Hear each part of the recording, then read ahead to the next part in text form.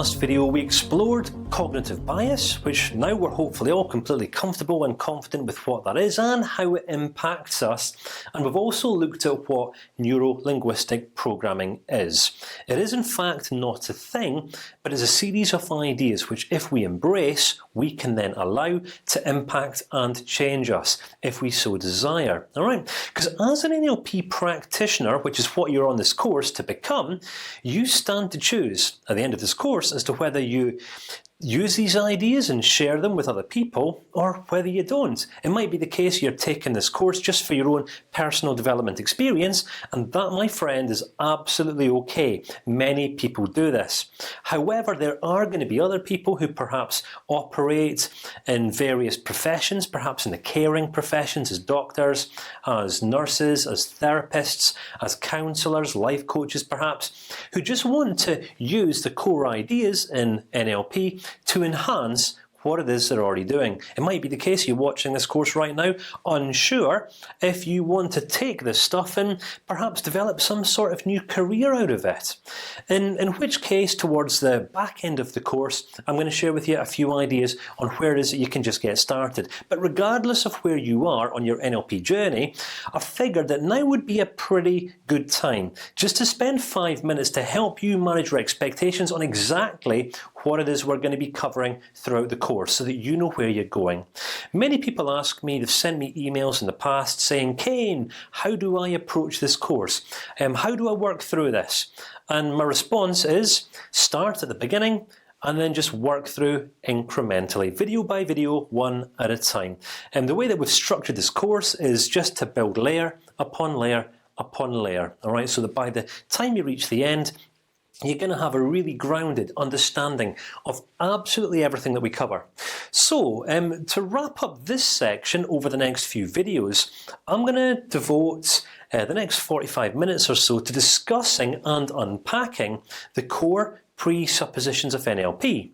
Now, presuppositions is just another word for underlying beliefs. Now, I don't know if you're aware of this, but going back around about 20 years ago, I wasn't studying NLP. To be honest with you, I didn't even know what NLP stood for. Reason for this is because I was an apprentice studying bricklaying at the time. Now, yeah, I was around about 16 or 17 years old, and to be honest with you, I absolutely hated it. As soon as I completed my apprenticeship, I pretty much retired from bricklaying right away. But just because I never went on to become a bricklayer in life, doesn't mean that I didn't take away a few really core principles that I've built and based into my life over the years. And what I understand is this: in bricklaying, in the world of construction, if you want to build a really strong building, or you want to build a house or something like this, the size and the strength and the scale of the house that you go on to build is going to be determined by the depth and the strength of the foundations that are laid. So it goes without saying that if you want to build a really strong house, then you've got to lay some really strong foundations. So when it comes to underlying beliefs, this is what presuppositions are: some very strong foundations on which we can build and base the rest of all the core ideas, methodologies, techniques, and principles upon.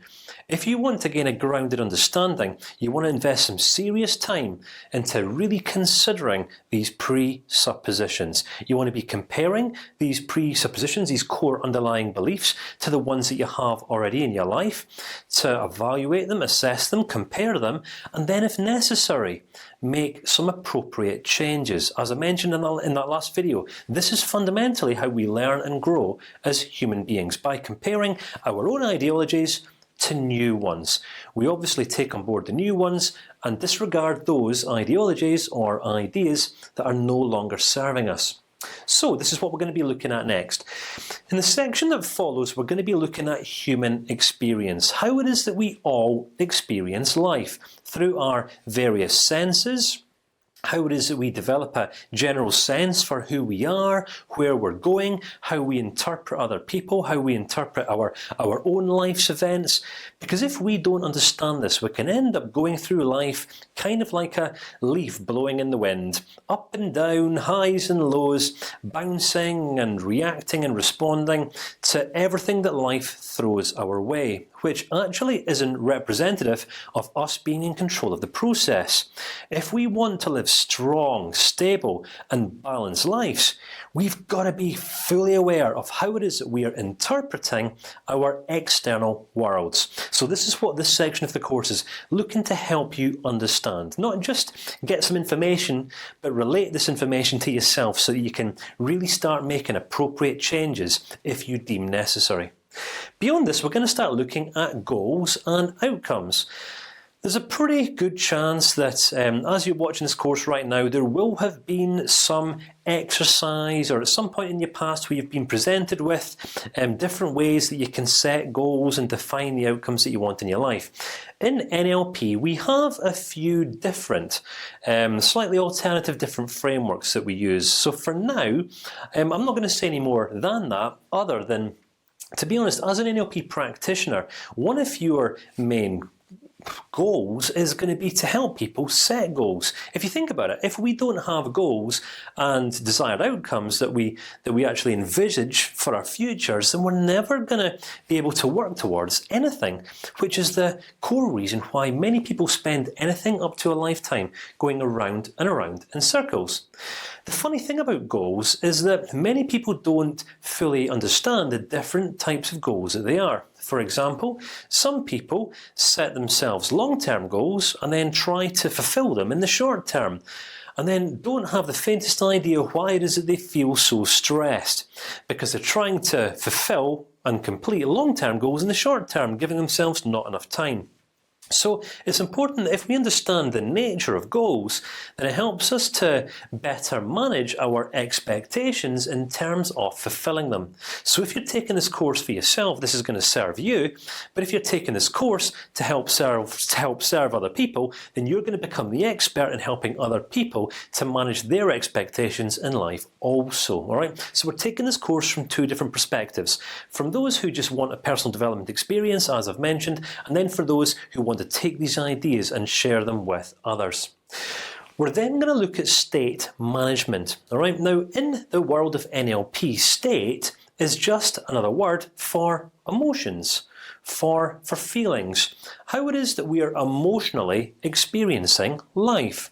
Because if you think about it, in life, when people face problems, well, they only know that they have a problem when they feel like they have a problem. And believe it or not, those little blighters called emotions can become our very own worst enemies in life, that stand in the way, that prevent us from taking the steps that we need to take towards reaching our goals, fulfilling our ambitions, our dreams, our desires, our passions, and all those sorts of things. So, in NLP, we place quite a lot of emphasis in understanding our range of emotions so that we can fully manage them. Because if in life, if we're not managing our emotions, my friend, they will be managing us. Full stop. Enough said for now. But I know you're going to absolutely love this section. Representational systems is about how it is that we interpret our life's experiences and events. Sometimes, you know, when people say things to us and we might jump to the wrong end of the stick. Well, this is representational systems. It's when we take things at face value. We can sometimes come up with a 1 + 1 = 6, or 2 + 2 = 7. This is just about making crystal clear, about making absolute sure that we're not arriving at wrong or incorrect judgments or decisions. That we are becoming grounded and building our base upon our lives, if you like, or decision making upon the facts and not upon our feelings. We're then going to look at anchoring, which is all to do with the power of association. And if you think about it, we're all relating all things to other things all of the time. We're in this constant state of comparison, as I mentioned in that last video. We're always constantly comparing ourselves to other people, whether we're aware of this on a conscious level or whether we're not. Doesn't make it any less true. We're all doing this. So this entire section is just about bringing into your awareness what it is that you may never have previously been aware of, which fundamentally just gets you as a human being back into the driving seat of your very own life. All right, I promise you're going to absolutely love this section. Then we're going to come on to communications and language. This is more the linguistic side of things. Now, bear in mind, throughout all of these other sections, I'm going to be using many of the techniques and the core communication skills that I'm then going to unpack and explain to you in this section. So I'm going to do my best to lead by example. So if I'm going to be sharing ideas or techniques or principles with you, I'll relate back to past videos and say, if you want a really good example of that, just remember that video back then when I said that thing. All right, so you're not just left with a load of information that you don't know how to use, but I'm going to be doing my best to illustrate everything and lead by example to give you the best possible chance of putting these ideas and these principles into practice right away.